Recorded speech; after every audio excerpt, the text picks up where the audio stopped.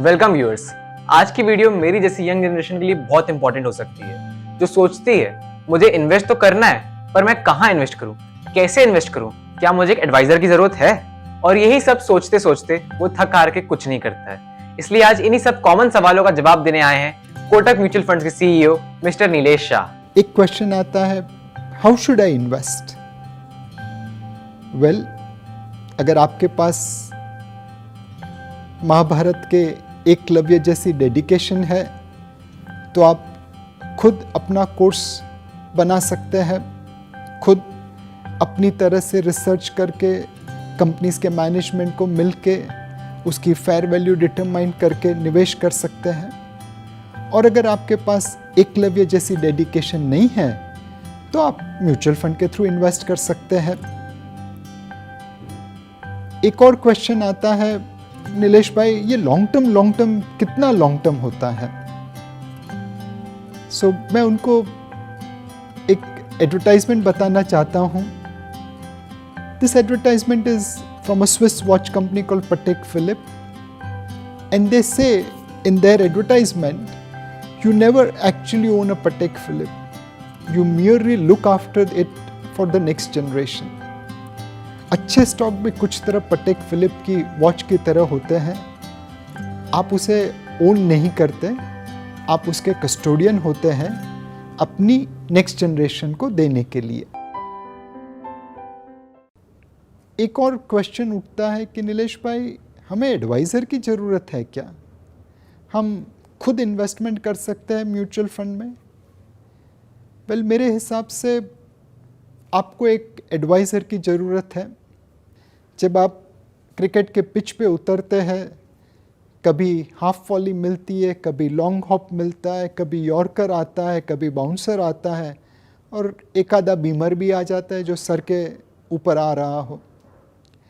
एक कोच आपको प्रिपेयर करता है किस तरह से अलग अलग डिलीवरीज को खेला जाए। इसीलिए इसी तरह आपको भी एक एडवाइज़र की ज़रूरत है जो इक्विटी मार्केट की पिच के ऊपर समझा सके बाउंसर आए तो क्या करना, यॉर्कर आए तो क्या करना, हाफ वॉली आए तो क्या करना। कई बार हमने देखा है कि अनइन्फॉर्म्ड इन्वेस्टर बाउंसर के ऊपर हुक करना चाहते हैं और अपनी विकेट खो देते हैं और हाफ वॉली के ऊपर डिफेंड करते और रन नहीं बनाते। एक कोच ज़रूरी है आपके लिए ताकि आपको पता चले कौन सी हाफ वॉली है जहाँ पे बैट घुमा के बल्ला घुमा के रन बनाना है और कैसा बाउंसर है जिसके सामने झुक के उसे पास करने देना है।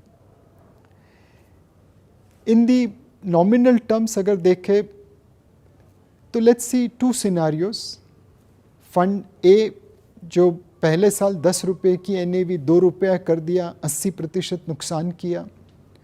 और दूसरा फंड जो 10 रुपये की NAV 8 रुपया किया, सिर्फ 25% नुकसान किया।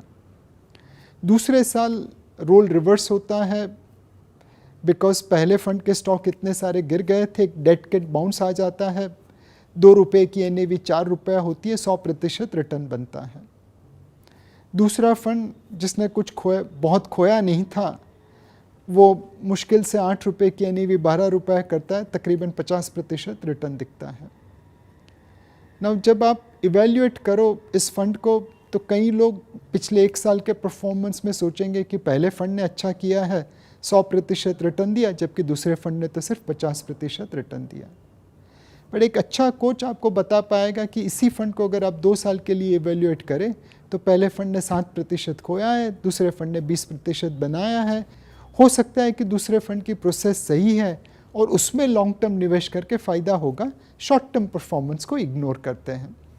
To make this kind of differentiations you need a coach who can tell you what is a bouncer, what is a half volley. Thank you mister Nilesh sir, आपने हमें इतनी अच्छी बातें बताई और ऐसी और एजुकेशनल वीडियोस के लिए हमारे साथ जुड़े रहिए और सब्सक्राइब जरूर कीजिएगा। Thank you. Mutual fund investments are subject to market risks. Read all scheme-related documents carefully.